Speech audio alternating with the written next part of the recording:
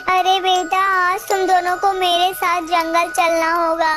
आज तुम दोनों का भविष्य तय होना है। ठीक है पिताजी, हम दोनों जरूर चलेंगे। फिर वे तीनों जंगल के लिए निकल पड़ते हैं। वे तीनों चलते चलते उस जंगल में अखरोट के पेड़ के पास पहुंच जाते हैं। गिलहरी बहन, जैसा आपने कहा था बिल्कुल मैंने वैसा ही किया है। मैंने अपने दोनों पुत्रों को आपके पास लेकर आ गया हूँ। अब आप ही बताइए इन्हें क्या करना है।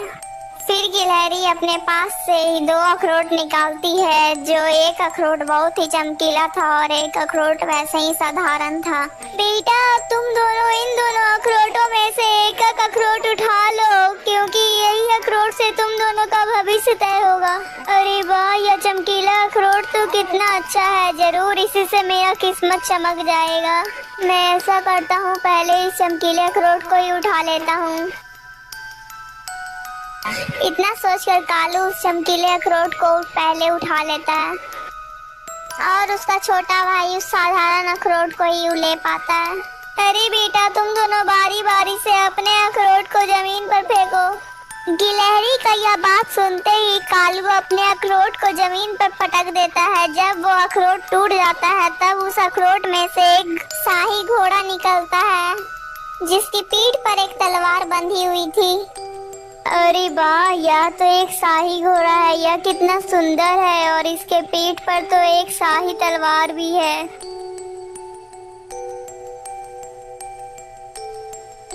इतना सब सोचने के बाद कानू उस घोड़े पर सवार हो जाता है। पिताजी, आप दोनों घर वापस चलाना, मैं चलता हूँ। फिर कानू अपना घोड़ा लेकर वहाँ से चला जाता है।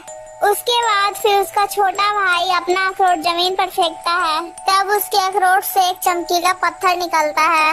बेटा, तुम इस जादुई पत्थर को अपने पास ही रखना, क्योंकि इस पत्थर से तुम किसी भी मृत इंसान को जीवित कर सकते हो। इसके बाद फिर वे दोनों अपने घर के लिए वापस चले जाते हैं। लेकिन पिताजी, भैया अभी तक घर वापस क्यों नहीं आए हैं? वो तो हम दोनों से पहले निकले थे।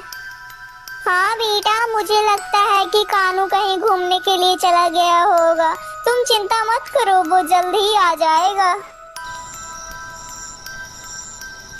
पिताजी, अब तो रात हो चुकी है। अब तक तो भैया को घर आ जाना चाहिए था ना। इसी प्रकार वे तीनों गप करते करते सो जाते हैं।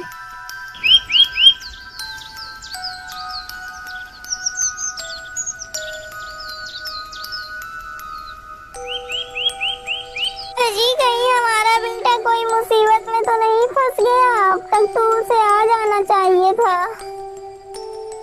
हाँ भाग्यवान, तुम बिल्कुल सही कहती हो। अभी तक तो हमारे पुत्र को आ जाना चाहिए था, लेकिन हमें लगता है कि वो जरूर कोई मुसीबत में ही होगा। भाग्यवान, तुम बिल्कुल चिंता मत करो, मैं अभी अपने पुत्र को ढूंढने के लिए जाता हूँ। इतना कहकर विनोद अपने पुत्र को ढूंढने के लिए निकल जाता है। वो गांव में बहुत सारे लोगों से कानू के बारे में पूछता है, लेकिन कानू का कोई अता पता नहीं था। वो पूरे जंगल में इधर उधर घूमता है, लेकिन उसे कानू कहीं नहीं मिलता है। लोहार और लोहारिन तथा वो लड़का तीनों बहुत चिंतित थे, लेकिन कालू का कोई भी पता नहीं था। लेकिन आखिर कालू मिलता भी कैसे? वह घोड़ा और तलवार पाकर पूरे अहंकार से भर चुका था, इसलिए वो कुंभा गाछ पर आक्रमण कर देता है। तो राजा के सैनिक उसे बंदी बनाकर कारागार में डाल देते हैं।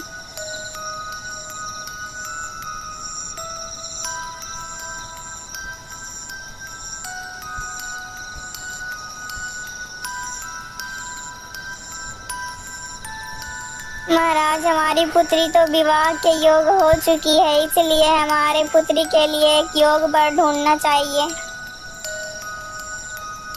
हाँ महारानी जी, मैं भी बहुत चिंता में हूँ। आखिर हमारी पुत्री के लिए तो एक योग वर ढूंढना ही होगा, इसीलिए मैं कल सुबह ही जाऊंगा योग वर ढूंढने।